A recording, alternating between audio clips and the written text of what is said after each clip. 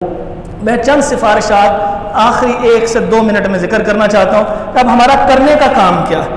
ہمارا پہلا کرنے کا کام یہ ہے کہ جس طرح انہوں نے یہ الحاد ہمارے نصاب اور سلیبس میں داخل کیا، یعنی FSC پارٹ 2 میڈیکل کے طلباء کا 12واں چیپٹر ایوولوشن کے اوپر ہے۔ وہ کہتے ہیں انسان درجہ بدرجہ وجود میں آیا، اللہ تعالیٰ نے آدم علیہ السلام کو کوئی نہیں تھا بنایا۔ اب بتائیے یہ بچے جو FSC کرنے والے ہیں، یہ میرے سامنے بیٹھے ہوئے ہیں، یہ جو کرنے والے ہیں ان سے پوچھ کے دیکھ لیجیے، یہ نصاب پڑھایا جا رہا ہے ہمارے ہاں۔ جب اس نصاب کو ایک مسلمان پڑھائے گا تو پورا نصاب پڑھانے کے بعد کہے گا یہ اسلام کے خلاف ہے، یہ جملہ کہنے سے کیا اس کی تشکیک دور ہو جائے گی؟ جو شکوک و شبہات اس کے اوپر پیش کیے جا رہے ہیں، آپ پورا ایک چیپٹر اس کی حقیقت کے یہ ہے، وہ ایگزسٹ کرتا ہے، پڑھا دیں، آخر میں ایک جملہ کہہ دیں جی یہ اسلام کے خلاف ہے، بچہ تبرک کے طور پہ جملہ سن لے گا، ساری زندگی اس نصاب کے اوپر عمل کرے گا۔ اس وجہ سے انہوں نے نصاب پہ محنت کی ہے، یہ میں آپ سے عرض کر رہا ہوں۔ آپ نے اپنی جہاں جہاں آپ کی آئندہ مستقبل میں ذمہ داریاں ہوں، نصاب میں داخل کیجئے توحید کو، نصاب میں داخل کیجئے کہ ان اعتراضات کا جواب دینا ہے، لیکن اس کے ساتھ جواب دینا کیسے ہے یہ سمجھ لیجئے۔ ہم میں سے جو بندہ پڑھنا شروع کرتا ہے وہ جواب دینے کے لیے ہر عامی آدمی پہ اعتراض پہلے اس کو بیان کرتا ہے، پھر اس کے بعد جواب دیتا ہے۔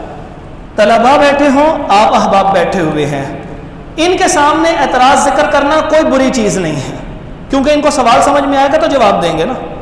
لیکن ایک عام آدمی کے سامنے جب آپ اعتراض ذکر کرتے ہیں، اعتراض اس کو شیطان وسوسوں کے ذریعے یاد رکھوا دیتا ہے، اور جواب جب ذکر کرتے ہیں جواب بھول جاتا ہے۔ اس کا دوسرا میں آپ کو تجویز اور میری سفارش یہ ہے کہ نصاب پہ محنت کے بعد آپ کی ذمہ داری یہ ہے کہ جوابات پر مبنی کتابیں، جوابات پر مبنی رسالے، جوابات پر مبنی تقریریں، وہ آپ کا وتیرہ ہونا چاہیے، سوالات اس میں ذکر نہیں کرنا۔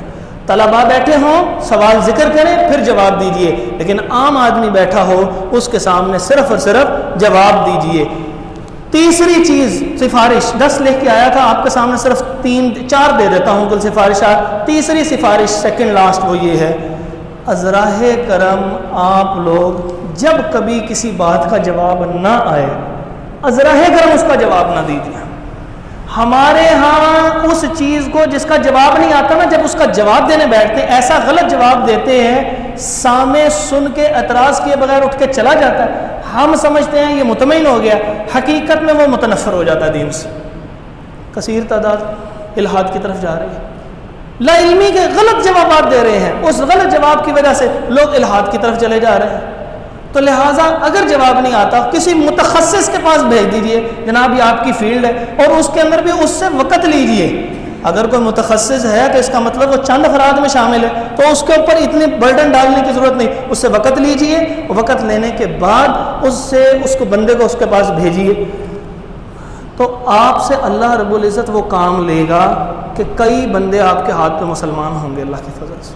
لیکن جب جواب آتا ہو تب کیجیے۔ آخری سفارش یہ ہے، ازراہ کرم جب بچے کالج یونیورسٹی کے، عام آدمی کو بیوروکریٹس، کوئی پرابلم، کوئی اس قسم کی نظریات کا حامل آدمی آ جائے، ازراہ کرم اس کو ڈانٹیے نہیں۔ آپ کے شہر کے ایک عالم دین کے پاس ایک بچہ آیا، اس نے آ کے ایک سوال کیا خدا کے وجود کے بارے میں۔ اس بندے نے اللہ ان پہ رحم فرمایا اس کو ڈانٹ دیا اور اچھی خاصی بےزتی کر دی۔ یہ بچہ وہاں سے اٹھا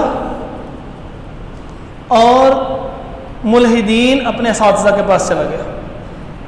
انہوں نے جاتے سارے اس کو پہلی بات یہ بتائی، کروائے بےزتی مولویوں سے، ان کے پاس کوئی جواب ہی نہیں، یہ صرف تمہاری بےزتی کرتے ہیں۔ متنفر ہوا، دین سے تنفر کی وجہ سے کہنے لگا اللہ نہیں ہے۔ اس کے گھر میں سے اس نے مجھے بتایا کہ کسی نے اس کو کہا کہ تم اعوذ باللہ پڑھو، کہتا ہے میں اعوذ باللہ پڑھوں گا تو اس کا مطلب میں اللہ کو مانتا ہوں، میں نہیں مانتا۔ کتنا بڑا ملحد ہو گیا وہ بندہ، کس وجہ سے؟ صرف اور صرف ایک عالم دین کی ڈانٹ کی وجہ سے۔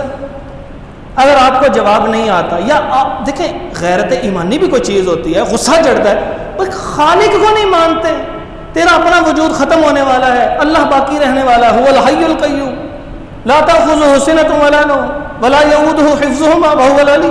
یہ انسان کو غصہ آتا ہے، غیرت آتی ہے، تم خدا کو نہیں مانتے؟ تو غصہ دبا لیجیے ذرا کرم. اگر آپ نے نہ دبایا نا غصہ اور جواب نہ دیا صحیح طور پہ تو وہ نفرت کھا کے چلا جائے گا. وہ بندے نے آ کے پیشاب کیا تھا مسجد نبوی صلی اللہ علیہ وسلم میں، فزجرہ الناس، لوگ ڈانٹنے لگے، ماما چھوڑ دے چھوڑ دے. تو رسول اللہ صلی اللہ علیہ وسلم نے اس کو نہیں کہا تھا، آپ صلی اللہ علیہ وسلم نے فرمایا اس کا پیشاب روکنا ہے، لفظ موجود ہے صحیح مسلم کے اندر.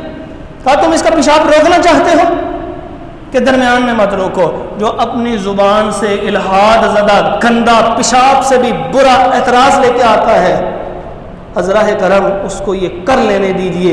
جب وہ کر لے گا اس کا کتھارسس ہو جائے گا. آپ کو جواب آتا ہے ٹھیک، نہیں آتا کسی متخصص سے وقت لے کے اس کے پاس بھیج دیں. ڈانٹے نہیں.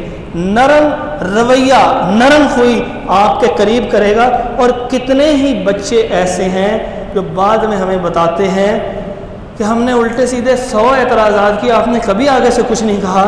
تو پھر ہم نے دین کے بارے میں سوچا نہیں، اس کو بھی سیکھ لینا چاہیے. اب ہم صحیح، ایک ہے بائی برتھ مسلم، لاسٹ جملہ سن لیجئے، ایک ہے بائی برتھ مسلم، پیدائشی مسلمان، ایک ہے بائی چوائس مسلم. آپ انتخاب سے مسلمان ہوتے ہیں. جو انتخاب سے مسلمان ہوتا ہے اس کا مقابلہ پیدائشی مسلمان نہیں کر سکتا. پیدائشی مسلمان کو تو تھپکی بھی اللہ اللہ کی ملی تھی، اس کو پتہ ہی نہیں ہے، اس کا تعارف ایسا تعارف نہیں ہے. تعارف اگر ہے تو اس کی قدر و قیمت نہیں ہے. جس کے پاس اے سی نہیں ہوتا، جب اس کو اے سی میسر آتا ہے اس کو پتہ لگتا ہے کہ یہ ٹھنڈی مشین ہے اور بڑے فائدے دیتی ہے. اور جس کے پاس ہوتا ہے وہ اس کو فار گرانٹیڈ لیتا ہے، اس کو کوئی احساس ہی نہیں ہوتا. آپ کے پاس فار گرانٹیڈ ہے. آپ وہ کہتے ہیں، کئی بچوں نے آگے کہا، انہوں نے کہا ہم بائی برتھ مسلم تھے لیکن آج بائی چوائس مسلم ہو رہے ہیں. اب ہمارا انتخاب بھی اسلام ہے. اللہ رب